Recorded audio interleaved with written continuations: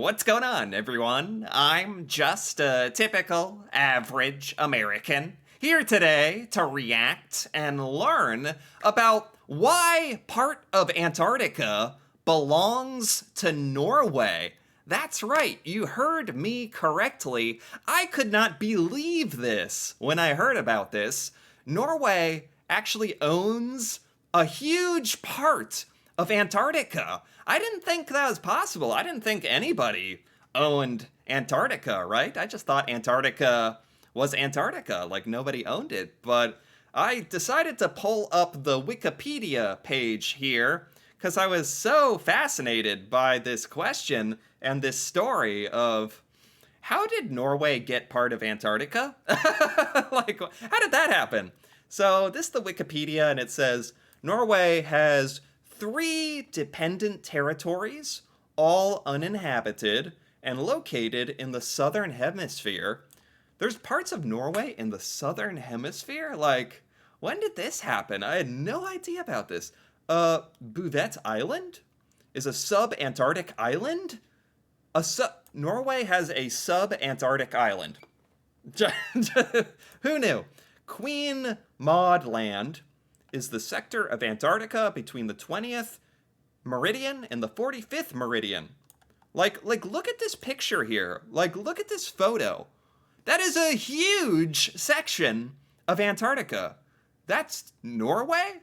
Like, could Norway just like go? Could people from Norway go to Antarctica in this huge region and like set up a city or something? Not that you'd really want to do that, but how did this happen exactly? It is recognized as an integral part of Norway. They're considered a dependency? What is a dependency? Dependent territory is a territory that does not possess full political independence or sovereignty as a sovereign state. What? So this is part of Norway, but Norway, it doesn't have like political independence of Norway. It's Norway, but it's not. So I don't understand this at all. Here's government and regulations. The dependency status entails that each is not a part of the Kingdom of Norway, but they're still under Norwegian sovereignty. So, what? These are Norway, but they're not? Or maybe Norway isn't allowed to do certain things on these parts of Antarctica, but they're still considered Norwegian territory, which is very cool. This implies that a dependency can be ceded or given up without violating the first article of the Constitution of Norway. This is handled by the Polar Affairs Department of the Norwegian Ministry of Justice and Police. Norway has its own Polar Affairs Department that takes care of all these Antarctica, Norway affairs. I have a little video that I found that I wanted to watch.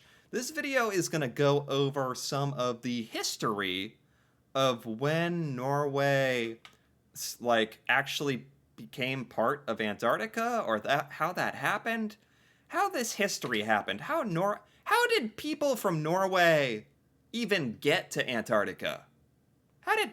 When did that happen? When did this all happen? This video is going to hopefully explain some of these questions I have, so let's take a look. Like the English, Norway had a tradition of whaling and sealing off the coast of the frozen continent.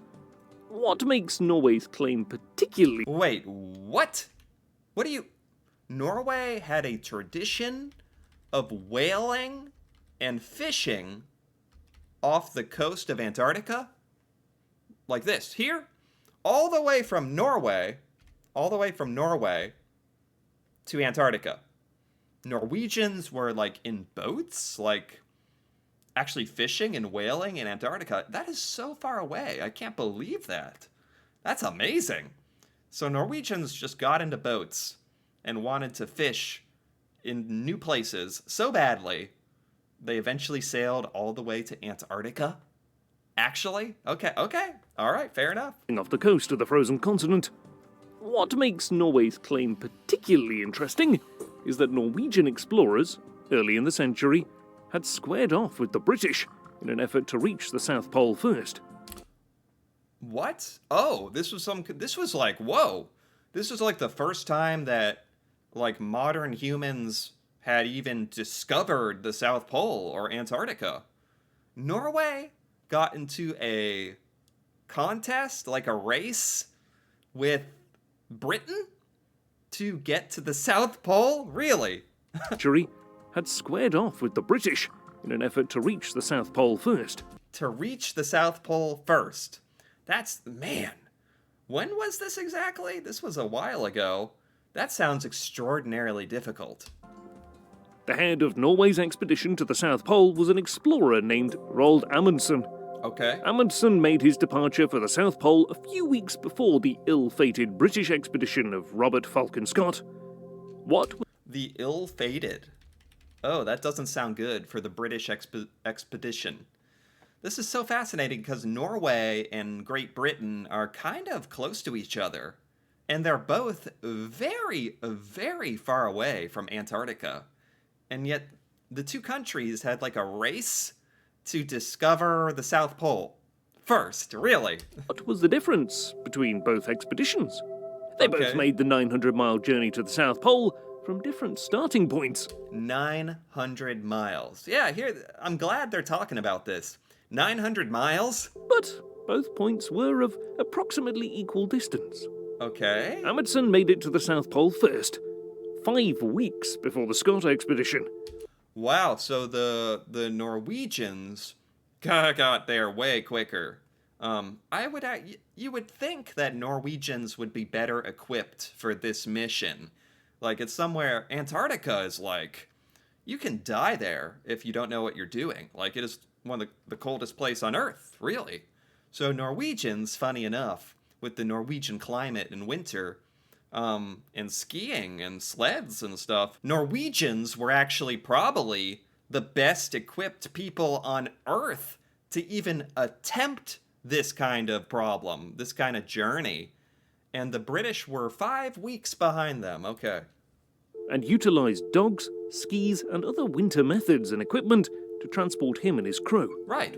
On the other hand, Scott used ponies and a relentless amount of human pushing and pulling to make his way to the pole. Ponies? Oh my god.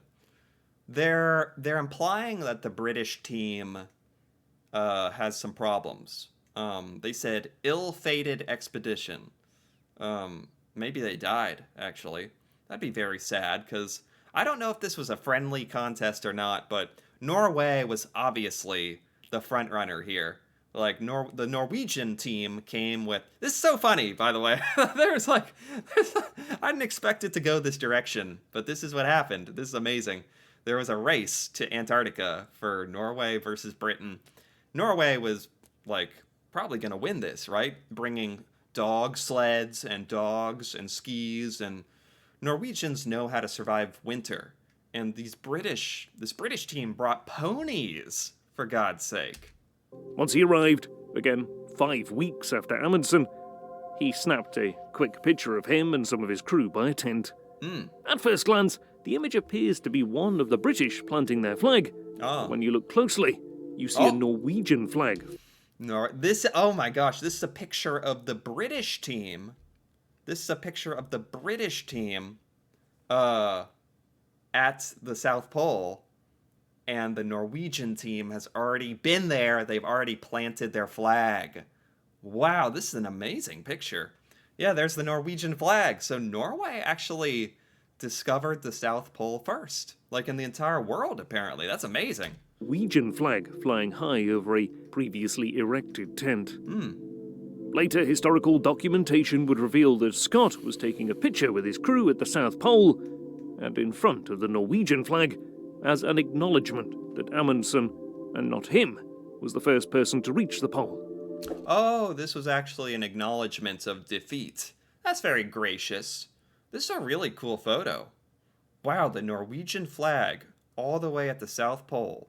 All the way, like, pretty far back in history, too. Pretty amazing that Norwegians did that. Unfortunately for Scott and his crew, they succumbed to frigid temperatures and weather just 11 miles away from a resupply outpost that would have saved their lives. Oh my god. The British team actually died. They actually got to the South Pole, found the Norwegian flag, and tried to get back home, and they died. That's actually really sad. Because it sounds like they were having like a respectful competition and acknowledging Norway's victory there. So that's kind of sad that they didn't even get to go home after losing too.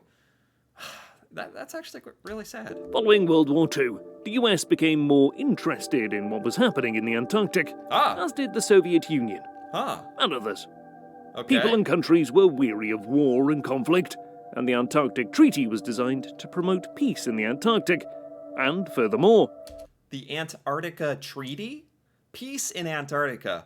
Maybe this is going to explain, like, this still doesn't explain how Norway was, like, got such a big slice of Antarctica? Like, how did that happen? Was that part of this treaty, maybe? scientific exploration. Treaty negotiations began in the late 1950s, and the treaty Okay. came into force in 1961. Okay.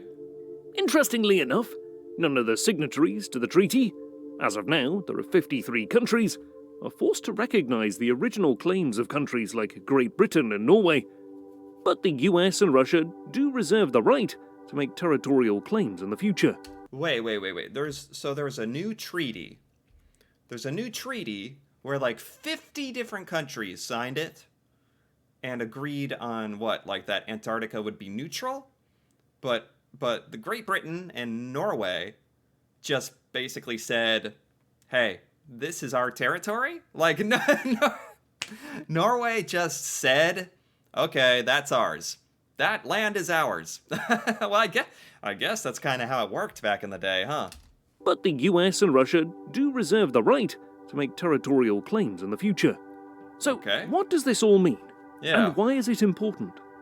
Well, with each passing day, the slow-moving freight train of climate change is approaching. And as land masses melt and sea levels rise, it is worth pointing out that 80% of the world's fresh water lies in Antarctica. Really? 80% of the world's fresh water is in Antarctica. I didn't know about that. I didn't know we were going to get into all that. I just wanted to know this cool story about Norway discovering the South Pole, basically exploring Antarctica, beating the British. I don't know if Norway is part of this treaty. I have some more stuff pulled up that I wanted to take a look at. Norway's history in Antarctica, a long history of polar exploration. Norway has a long history of polar explorers. Yeah, we kind of learned about that. Applies to the South Pole and the North Pole. Oh, Norway explored the North Pole. Does Norway have any land in the North Pole too? Norway didn't discover Antarctica. It was heavily involved in early expeditions. So Norway didn't discover Antarctica. It might have been the first to the center of the South Pole. Oh, look at this cool thing. This is in Antarctica. We've got a bunch of flags here. There's the the American flag too. We made it. So there seems to be a peaceful agreement around Antarctica. Like there's a bunch of different national flags here. There's Norway. Okay, this is the South Pole today. Oh, that's really cool. That was back in 1893. Carl Larsen discovered the ice shelf and other features. Discovered fossils? And was the first person to ski there? Of course, Norwegians are skiing on Antarctica. Of course, it actually makes sense.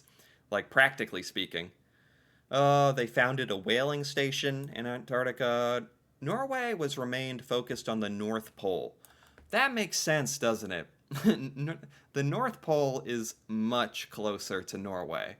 I can't believe Norway did so much exploring all the way to Antarctica. That's crazy. That's so far. And won the race. Anything else here? Norwegian territory claims in Antarctica. This is what I'm wondering about. Because based on the map we saw at the beginning, Norway has a huge slice of Antarctica. Is that recognized by everyone in the world, or what? Norway is one of 7 nations that made a claim to land in Antarctica before the Antarctic Treaty of 1961. Oh, it is kind of what I thought. before the Antarctic Treaty, there were 7 nations, including Norway, that just claimed parts of Antarctica. So that explains why Norway has a big slice of Antarctica. They claimed it before there was any treaties or anything written about it. That was in 1939.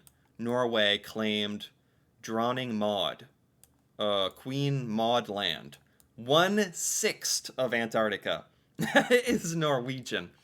There's also Peter the First Island, right? There's an island. Then there was this treaty. 12 nations signed it. It expanded to 50 signatures. 2/3 of the world has signed this treaty. Okay, so that makes it. Does the rest of the world acknowledge like the 7 nations? Let me look this up. Who owns Antarctica? Let me see what Google says. Okay. Antarctica is not owned by any one country. That's true. But is governed by a unique international partnership through the Antarctic Treaty System, signed in 1959. Right. Countries cannot use the region for military purposes. So it's neutral. Antarctica is neutral. Google acknowledges this Antarctic Treaty. Is there photos here? I think there's photos here. Yeah, what's this? Okay. Oh, what is this? See, this is the 7 nations that first laid claim to Antarctica, right? Oh, so there's Norway on the top, but the United Kingdom, Argentina, Chile, unclaimed. There's just unclaimed parts of Antarctica. I guess nobody wants that part. I see that the United States isn't on here. We don't own part of Antarctica? Come on, what? We missed out. New Zealand has part of it. France. Australia has a gigantic part. Norway has a really, really big section. So, I'm just a bit confused. It sounds like this was before the Antarctica Treaty. Antarctica was cut up into 7 pieces for 7 different nations who laid claim to it. And now, most everyone views Antarctica as kind of neutral? Is that right? Yeah. Well, this says the 7 owners of Antarctica. Huh. Oh, look. The United States and most other countries do not recognize these claims. The United States maintains a basis to claim territory in Antarctica. Isn't that kind of hypocritical? So we say that America can claim part of Antarctica if we want to, but we have not made a claim. We do not recognize the 7 owners of Antarctica, the original countries, Argentina, Australia, Chile, France, New Zealand, Norway, and the UK, who say that they own it. But a bunch of other countries say nobody owns it? This is really interesting. So there's really no good answer here. I'm curious, what does Norway think about this? Does Norway consider Antarctica a part of Norway? I guess it's not all that important, you know. It's like Antarctica is mostly used for like science and data, right? And exploring. It's not that critical. I think that's why, for the most part, everyone kind of just goes with the flow, just kind of is cool with whatever. Like, nobody owns Antarctica. Maybe Norway owns part of Antarctica. It's kind of like everyone's just okay with it, I think, as long as no one is building a military base there. But I think that kind of answers my question. I was just really curious about this when I heard that there's actually a part of Norway in Antarctica. And it turns out that is technically true, although a little shaky, a little fuzzy on the technicalities. But the story and history of Norway discovering and exploring Antarctica is fascinating. This whole story was fascinating to me, and I just wanted to get to the bottom of it. So I think I did. I enjoyed this. Anyway, if you enjoyed this as well, feel free to give this video a like or leave a comment with your thoughts on Norway and Antarctica. That'd be very interesting to hear about. And if you're interested in more videos like this, me reacting to Norway and Norwegian culture and learning things about Norway for the first time, feel free to subscribe for more. And until then, thanks for watching and see you next time.